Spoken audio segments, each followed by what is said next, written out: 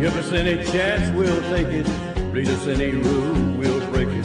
We're gonna make our dreams come true. Welcome to Laverne and Shirley, a podcast about 8 seasons in a row. I'm Mr. Fernandes, and I am Chris Jayawardena. Hello. And we are reviewing Take My Plants, Please, an episode from season 3 of Laverne and Shirley. Directed by Alan Rafkin and written by Mark Sotkin. And I bet you got facts about both of them, don't you, Chris? I do. For Mark Sotkin, he primarily he did like a producing kind of role. I'll just stick to the main facts I have written down here, which is that this was his second teleplay credit for the season, with 9 more episodes to go for the whole series. And this guy ended up actually seeing things through to the end in 1983. So, way to go, Mark. Or at least based on my understanding. But he would later work on shows such as Charles in Charge, It's a Living, which he was also a producer on, and The Golden Girls. So, good for you, Mark. And as for Alan Rafkin, every time we do one of these, I keep saying, what are we going to do next? What else can I say? You know, he did some episodes of MASH. Yeah, he did. That's a thing that happened. So that's what we got for today. Hey, it's still something. It's better than nothing at all. And it's still a factoid, and it still happened, and it's still true. And this is what the episode is about. When the girls section is laid out from shots, once again, Laverne's happy with collecting unemployment and resting for a week. While active Annie Shirley decides to ambitiously parlay her time into becoming an entrepreneur. Getting plants through Carmine, she starts selling them out of the building. Unfortunately, the girls are lousy sellers, leaving them in hock to the mongoish Rudy, a brute who cracks pots against his forehead when he's upset. The girls try to sell plants at a nearby building filled with, crackpots. But Shirley's practice techniques seem to be for naught. Will they avoid getting brutalized by Rudy? And if they do, will they have any money left? Meanwhile, the boys parlay their own layoff into working on an invention. The world's first combination electric toothbrush and radio, which produces predictably painful results. What do you think of this one? Well, my opinion was that in terms of invention exchanges, you can't have an invention exchange without the girls having their own invention. So truly, to be hoity-toity about it, it truly was a failure as a... Oh, wait, this is not Mr. Science Theater 3000. No, it's fine. Never mind. Thank you, Never Tom mind. Servo. Okay. But I enjoyed this one. It wasn't a massive favorite. I think part of this is that I almost practically have PTSD from the week and a half I did of door-to-door sales, so I have history with this. And to be honest, that I found it hilarious that the technique that Laverne uses at the end, just get the sale no matter what, constant enthusiasm, that's pretty much how I was trained. Yep. It's basically it's practically an MLM the way it works. Mm-hmm. It's just that it's a company that gets hired by groups. And so anyway, so I had memories of that. But anyway, back to the episode. There's a lot of gags I liked. There were bits of this that I liked. It doesn't feel super cohesive because it becomes very much almost like skits, like a series of skits. Mm-hmm. Yeah. But it was but overall it's enjoyable. I like the little character stuff. There's someone I'm gonna have to mention soon, which is the prostitute. There's the thing because you haven't figured out who she is yet, have you? I think I have. But Okay. Let you tell the audience. Okay. Let me drop a clue. It has to do. Let me just say that at some point in the late 80s, when she was on a spaceship, her Buns of Steel videos got blown up. Yeah. So you go ahead and tell them later. Okay. So she's credited in the episode as Sissy Colpitts, but that's actually Cece Cameron from Space Mutiny.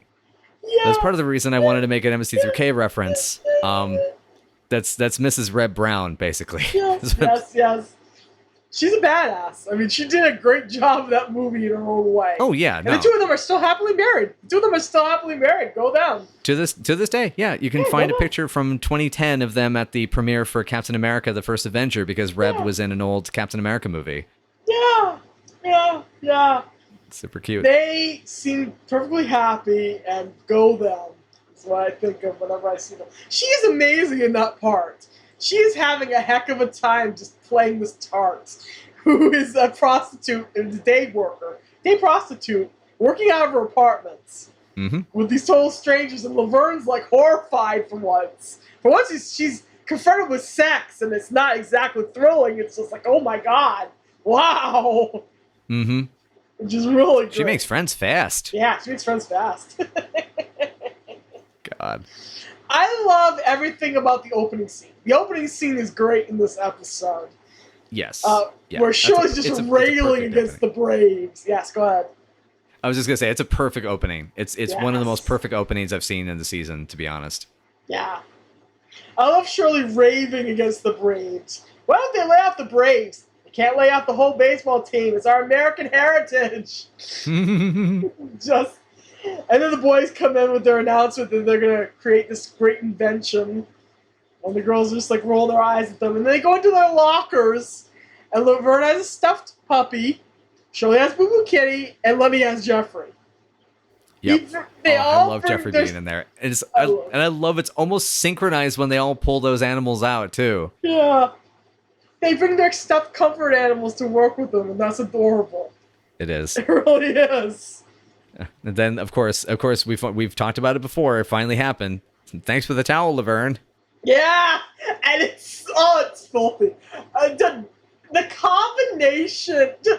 The combination of gags here is hilarious. Either Squiggy is just that filthy, or he's just that the producer of something. I will put it classily as I possibly can.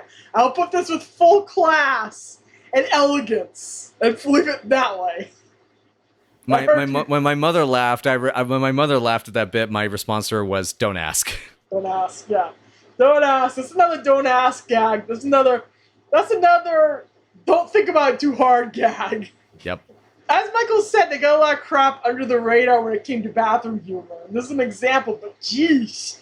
That's borderline not bathroom humor, that's some other kind of humor. That's sex comedy humor. The only, if it is in that way, the only other thing is that they use hair product, which doesn't seem to be the case. I think they just have naturally greasy hair because they don't wash it. But if they use any sort of product, because I used to have, when my hair would get really long, I used to use like gels to like keep it like down, basically. Yeah. Because Lisa's seen my hair when it goes all poof. Future me put up a picture of my hair going poof. Thank you. And so what happens is that if you wipe it off with like not even a paper towel, but like a washcloth, it did end up when it dried, it would get hard, you know? Yeah. Damn it, phrasing. But too late. Yeah, Too but late. but you know, that's the thing though, is that the gel, it becomes it kind of plasticine or etc. Yes. So it's conceivably it could be that, but I sincerely doubt that's the case. I figure it's just dirty, filthy, something. I don't know. I don't know. What the hell could... I mean, God, it couldn't be like beer or something. No, beer would just... no. No, he was just, in the shower, which is common. Anyway. Ugh. Anyway, so by the way, I'm not on the idea... I have to say, about the boys' invention, as you know, as much as it seems like an interesting idea, and I do know friends of mine now that they like to listen to music when they're in the bathroom, doing their hygiene routine, where they'll bring their phone in with them, and I'll hear music coming out from the door. It's like, oh, okay, I guess J-pop in the morning. But I don't like the idea of dancing while brushing my teeth, man. It's just that feels like an accident waiting to happen. Yeah, or dancing in the shower, or dancing in the tub. But there are hundreds and hundreds of MP3 players or digital radio services that you can now attach to your shower, little devices that exist. So they were kind of ahead of the game. This is an actual invention that now exists in our universe as we speak. And I just find, if you look it up, go ahead and look it up. There are little waterproof clock radios and little shower add-ons you can get so you can listen to music in the shower. On the top. So, in a way, they were advanced. The boys were forward-thinking. They found their own coming thing.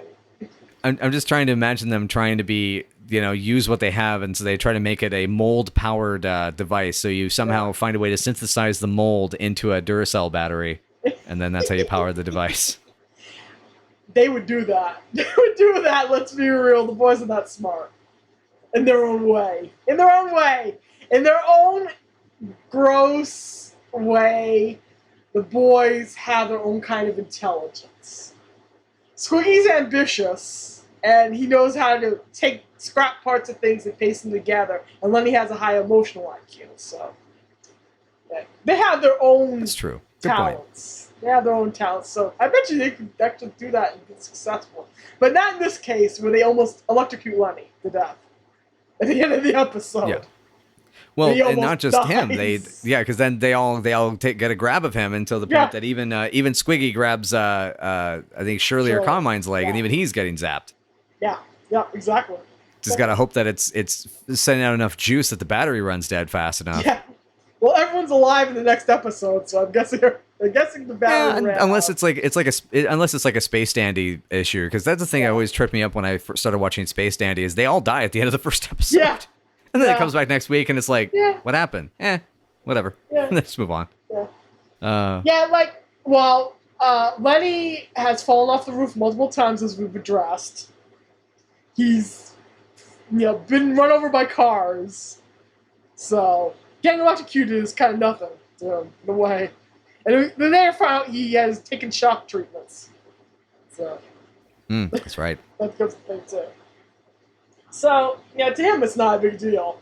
But, Anyway, but back on. on track to the episode. Yes. I thought it was interesting, the idea of like this whole hashtag relatable for us, right? Where Yeah. we don't have a job, or we don't have a regular income, and it's like, well, how can we make money? How can we do something? I mean, I love the exchange of we should get paid for what we enjoy doing. I think we get arrested for that. Yeah. That's great.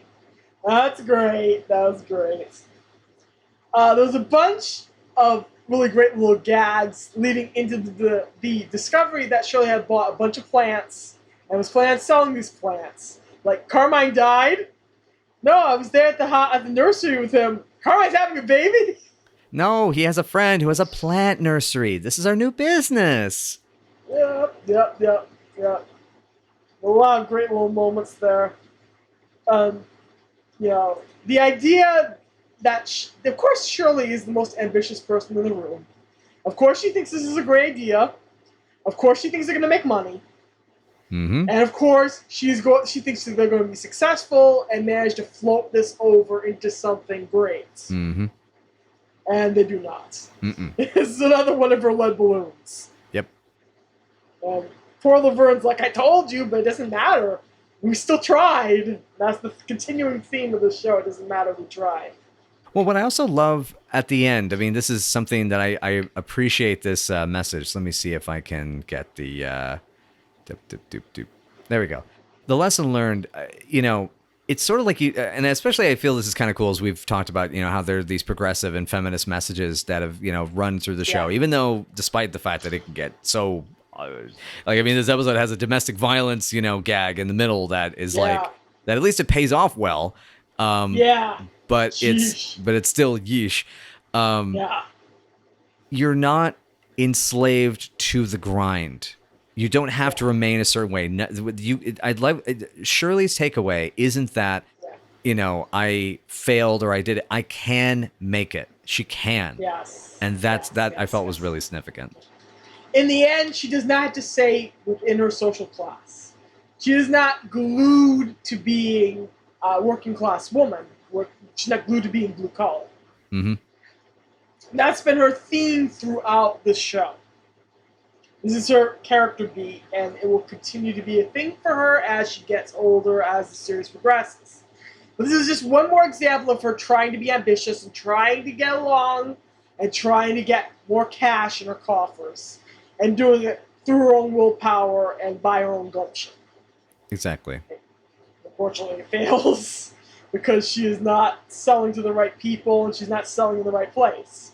Yep. Because this is urban Milwaukee where people don't have enough money in the first place. Of course, they're not going to be able to have money to take care of all these plants.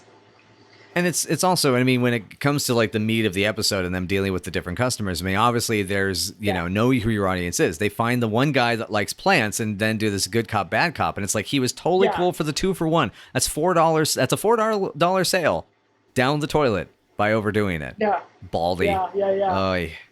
Baldy. Poor Baldy. Oh, yeah, who's your favorite tenant among them? Who's your favorite?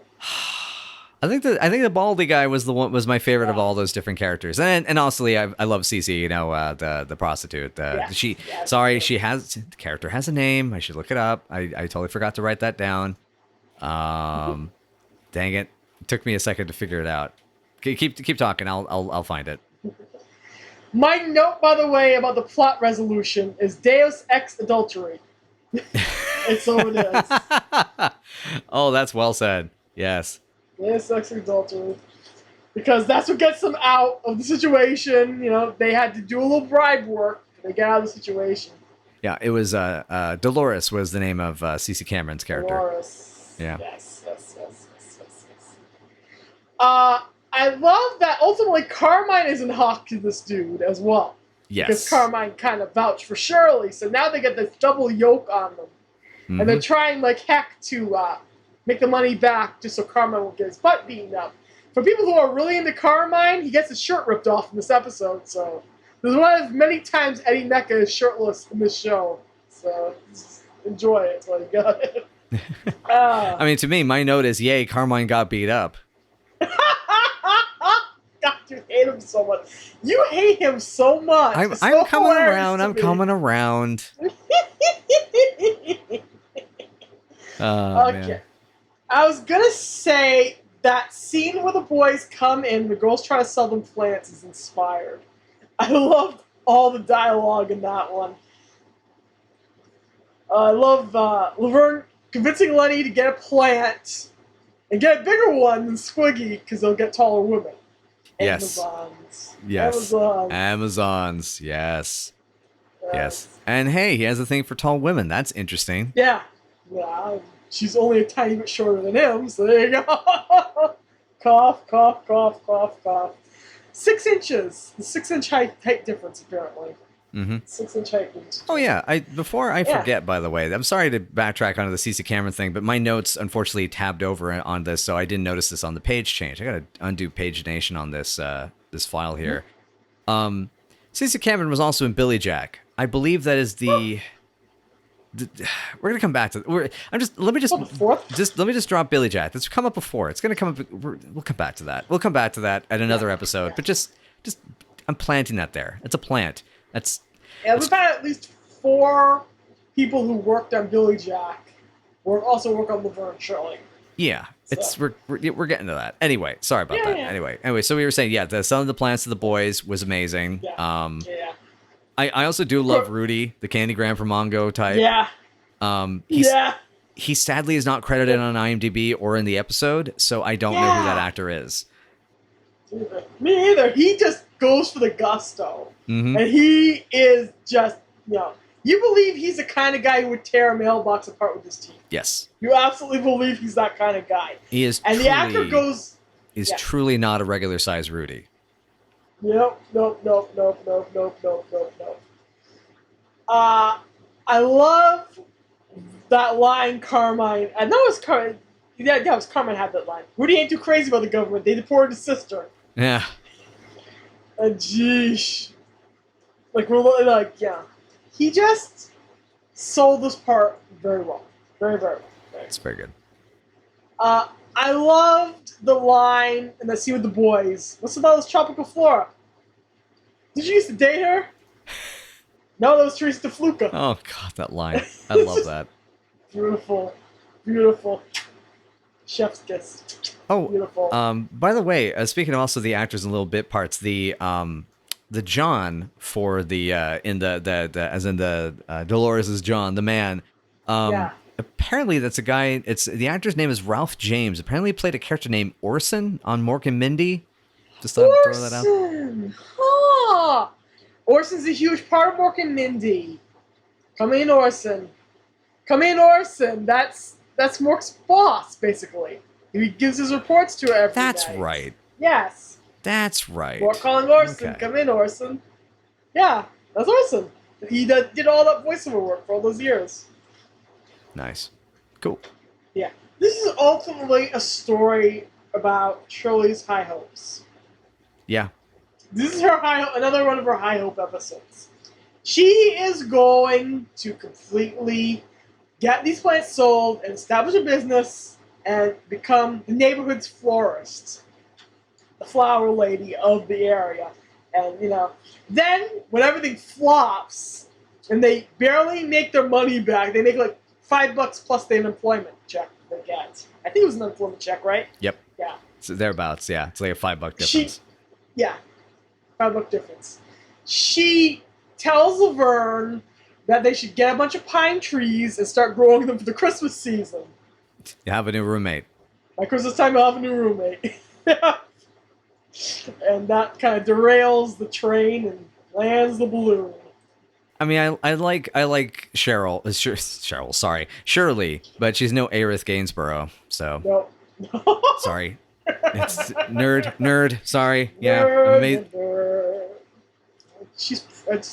Thank you. I am somewhat surprised you catch that reference, but at the same time, it makes a lot of sense because there's a lot I think in that game you would like. I love this speech that Laverne gives Shirley at the end. What about my moon never landing? I got tired of saying it. You never listen. $5 ain't exactly gravy, Shirl. Mm-hmm. I just love how hard Laverne works to keep Shirley tethered, and Shirley's like, no, I will succeed. I will succeed. And that's also, kind of... go ahead. No, I was going to say that I find that the interesting thing that when Shirley gives her return speech about I'm not, I show that I could do it. This wasn't 100% successful, but I can. And Laverne then responds, "Oh yeah, I can too." That I felt was good. It showed that Shirley's hope was sort of rubbing off on her. Yeah, there's a beautiful moment in the next episode where Laverne says, "I dream too. I just don't talk about it in case it doesn't come true," and it's really pretty. And it becomes a theme. So it's like a linear theme that's continuing throughout the seasons. We'll keep hearing it. I loved, at the very beginning of the episode, Laverne says that she saw a doctor on unemployment. And Shirley's like, I want you to think about that for a minute, Laverne. Why would a doctor be unemployed? He's so good he cured everybody. Yeah. Oh my god. I love that line. Yeah.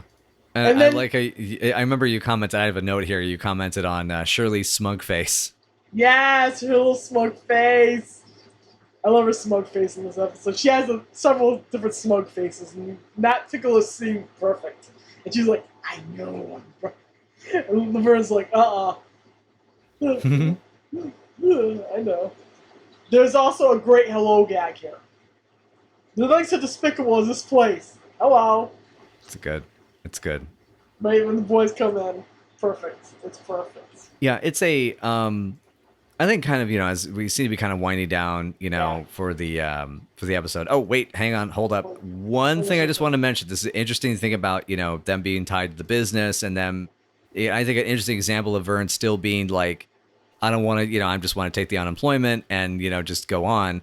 Yeah. She still goes and plays softball for shots for the brewery, for the company. Yeah. And it's like, I'll play bad. And also I have notes that are probably not appropriate for the show, but Laverne and those shorts, yes, thank you. Mine just says legs. I'm going to put mine in the chat so you can. Then she says she gave him the Italian salute, which is just... I was about to just bring that up. Yep. Sure, Laverne. It's so Laverne. Anyway. There's a lot of really great little moments, like when girls ask Lenny, "What is this?" And he goes, "It's a plant," and then he just grins because he got the answer right. Oh, boys. And then Squiggy's saying he'll take a plant, so he won't have to get the next girl he's interested in drunk, which is a continued Squiggy thing. Sadly. Oh. And then he looks horrified at the very idea that he's going to do this, by the way. I want to know it. Yeah. Yeah. Yeah. The other time, oh god, that Edna does show up briefly in this episode. Yes, right? very briefly, very briefly. I only have the one note that her dress was gorgeous and I loved it, and I can't believe that was the only thing I remember. I feel like that scene was chopped off, that it was completely edited for that syndication version that we get on the DVD, because that is so abrupt the way they sieg into that scene. I was going to mention the tag scene because Carmine talking about how he's going to come over for dinner. And he said, it's fine as long as Shirley's cooking. I And love Laverne that. says, big deal, I'm good at other things. Yep. Oh god, and that's right. And Rudy was interested, and Laverne was almost kind of into Yep. it. Oh god. Yes! What kind of car does he drive? What kind of car does he... Laverne, come on! Come on, Laverne. You already have a perfectly Come on, nice car. Laverne. Oh boy. And then we gotta get naked. When- And actually, calls it's him if the I last recall, resort. if I have my note is I gotta get naked. So the way your mind works. I love it. Oh boy. I love it. I love it. I love it. But yeah, no, I love it. So, I think we're at the ranking stage. I think we are. This was a bit too disjointed for me. Yeah. Even though the points I liked. Kind of more in the 5.5 to a 6. Probably maybe just like a 5 or 5.5 to be honest. Yeah, this is a 5 for me. This is Yeah. absolutely a 5 for me. It's really disjointed. But the parts I did like with dialogue. I really liked the opening scene. I liked the tag scene. I enjoyed the general idea of the girls running around that apartment building trying to sell those plants. Though I could have done without the domestic violence joke. Mm-hmm. I could have done without, the extremely awkward language barrier joke. Oh God, yeah. Yeah. Oh God. Yes. Uh, The prostitution joke was actually funny. I'll give that credit for being funny. But, yeah, this is just a flat out 5 for me. It's okay. It could be better. So that's Mhm. okay. yeah. Agreed. Yeah. Cool. Yeah. I think that I covered. Are we done? Are we covered? Is this a blanket I feel over us? Ah, yes, a warming blanket. Warming blanket made out of plants. Oh no, we're in Little Shop of Horrors. Oh no, it's a mean green No. mother from outer space. Can okay. I fire? Anyway, thank you again, everyone, then, for so much for joining us for Night After Night. And if you would like to know more, please find us on social media. We're lonely. We would love to hear from you. We would love to know, what plant is your favorite plant? Do you like plants? Do you like, I don't know, do you like towels? Do you like Jeffrey? Do you like us? Do you like tiny poodles? Use plants to try to attract your significant others, whoever they may be. Anyway, but we can be found on Facebook, Tumblr, Patreon, WordPress at A Night After Night Pod or Night After Night PC on Twitter. And please join us, for next time, and we'll be seeing you on what is our next little thing? I was just thinking that. Oh wow, goodness gracious me! Is it really that time of year again? Yes, it is. In the next episode, the decade turns and the girls find themselves stuck with some interesting New Year's Eve dates. In Laverne's case, her heart gets shattered. In Shirley's case, she and Carmine start getting a little bit closer. That's New Year's Eve, 1960. All right, well, that sounds like a good time. Time to ring in the new year and all the stuff. And I have no idea when this episode's actually going to be going up. So we'll see. We'll see you next time. And I guess it's Happy New Year. I guess I don't know. Possibly. Happy New Year's! Yay! Let's end this stupid year finally. Yeah, 2020. You can just totally get.